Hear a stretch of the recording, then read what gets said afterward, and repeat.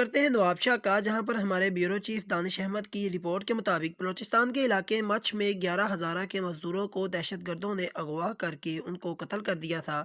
قتل کے خلاف مجلس وحدت مسلمین ضلع نوابشاہ کی جانب سے مولانا مختار امامی، جنرل سیکرٹری سجاد محسنی، سید ظفر علی شاہ، صادق شاہ، کلب مہدی اور دیگر نے گزشتہ روز نوابشاہ پریس کلب کے سامنے ٹائر نظر آتش کر کے احتجاج کیا۔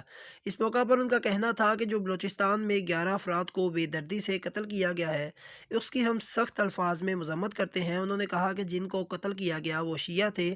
انہوں نے کہا کہ جب تک ملزمان کو گرفتار نہیں کیا جاتا تب تک ہمارا احتجاج جاری رہے گا۔